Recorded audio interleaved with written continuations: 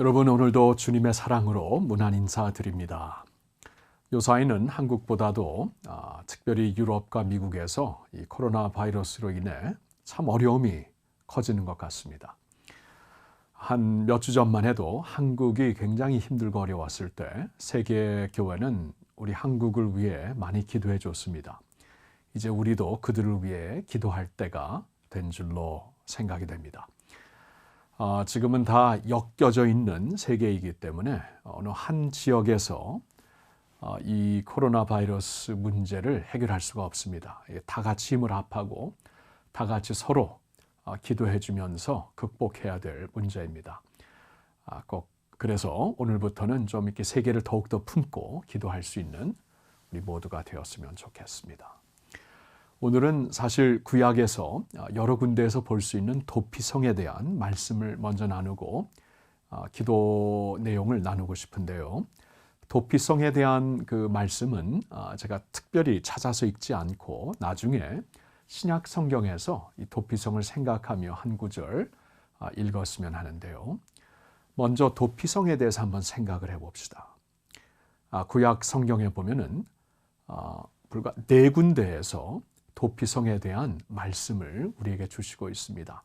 가장 먼저는 민수기 35장, 그리고 신명기 4장, 신명기 19장, 그리고 여호수아 20장에서 이렇게 4번이나 하나님은 도피성에 대한 말씀을 우리에게 주시고 있습니다. 그 뜻은 하나님께서 그 도피성이라는 개념이 주님의 백성들, 주님의 나라에 굉장히 중요한 어떠한 그 심볼이 될 것이다. 굉장히 중요한 의미가 될 것이다라는 것을 우리에게 알려주시는 것이지요. 여러분, 도피성의 개념은 사람들이 이렇게 일을 하다가 아니면은 거리를 가다가 고의적이지 않게 다른 사람의 생명을 이렇게 거두게 되었을 때, 그러니까 실수로 다른 사람들이 죽게 되었을 때 도피성의 제도를 통해 너의 생명을 구하라라는 그러한 그 하나님의 해결책이었죠. 그러니까 그 당시 문화나 그 당시의 그 정서를 보면은 어느 한 사람이 이제 죽게 되었을 때 그 사람의 친척이나 아니면 친구들이 복수를 할 수 있었던 것입니다. 피복수라고 그랬죠. 반드시 그 목숨으로 이제 그 보복하게 하는 그러한 정서가 굉장히 압도적이었습니다.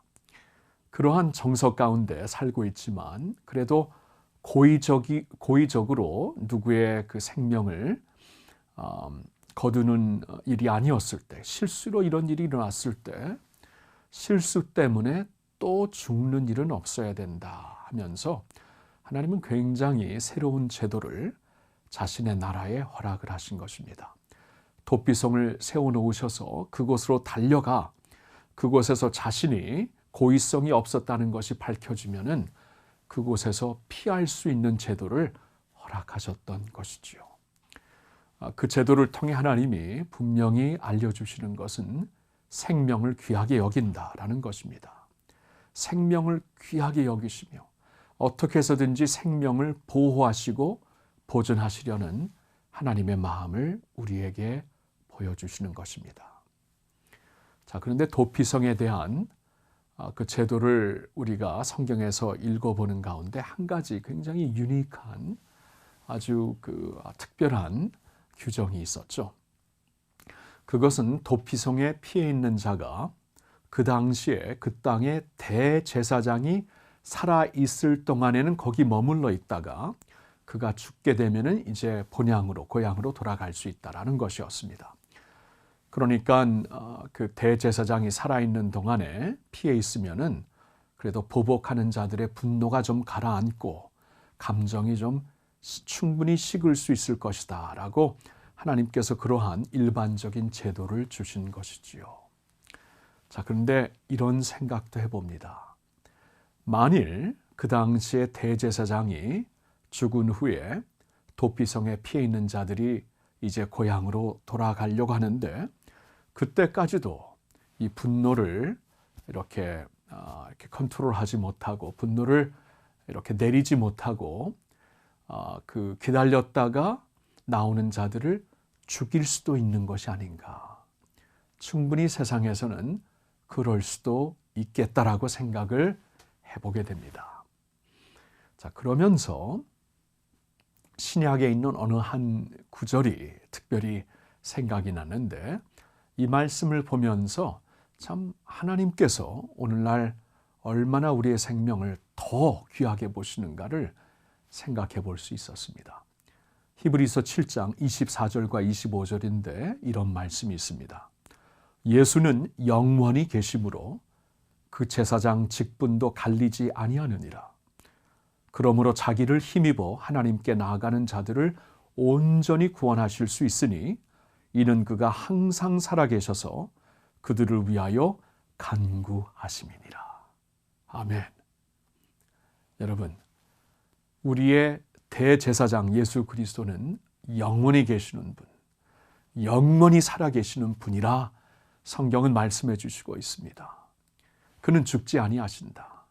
영원히 계시어서 살아계셔서 우리를 위해 친히 하나님께 간구하시는 분이시며, 그래서 그에게로 도피하는 자들을 충분히 온전히 구원하실 수 있는 것이다 라고 말씀을 하시는 것이죠. 여러분, 이 말씀 오늘 기억합시다. 우리가 예수님께 피하면은 영원히 보존을 받습니다. 예수님을 도피성, 피난처로 삼고 그에게 달려가는 자들은 영원히 그에게로부터 보호를 받고 보전을 받고 생명을 그분의 능력으로 보호받을 수 있는 것입니다. 오늘 이 사실을 꼭 기억하면서 이 세상에 어떠한 환난과 어려움, 어떠한 전염병이 돌지라도 예수 안에 있는 자들에게 생명이 있는 것이구나. 우리의 큰 대제사장이 되시는 예수님의 이름을 부르면서 오늘도 주님 안에서 그 생명 안전하시고 담대하시고 주님이 주시는 생명 누리시기를 축복합니다. 할렐루야. 오늘 주시는 말씀 비롯하여서 이제 오늘 기도 제목을 같이 나누겠습니다. 첫째로 자신을 위한 기도입니다. 우리의 생명이 온전히 주께 있음을 믿습니다.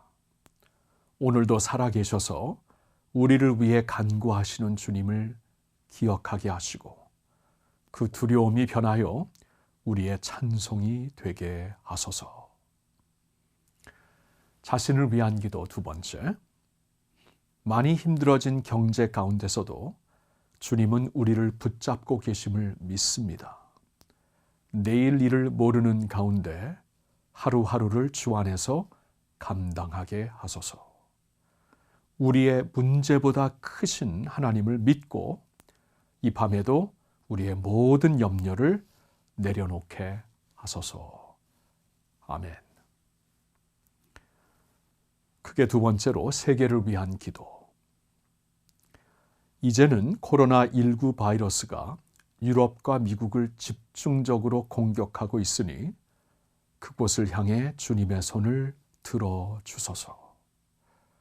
두려움 가운데 있는 자들을 위로하시고 지도자들과 시민들이 힘을 합쳐 대처하게 하소서. 세계를 위한 두 번째 기도.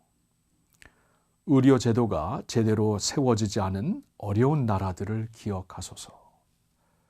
부족한 자원과 물품들이 보완되게 하시고 한꺼번에 많은 사람이 감염되지 않도록 지켜주소서. 아멘. 113 영성운동을 위한 기도. 오늘은 예수님을 믿고 구원받아야 할 자들을 위해 기도드립니다. 이 상황을 계기로 피난처 되시는 예수님을 꼭 만날 수 있도록 역사하소서. 아멘. 피난처 있으니 환난을 당한 자 죽게 오라는 찬송을 기억하면서 오늘도 우리의 피난처 되시는 예수님 그 안에서 안전하시고 그 안에서 기도하시며 승리하시기를 축원합니다.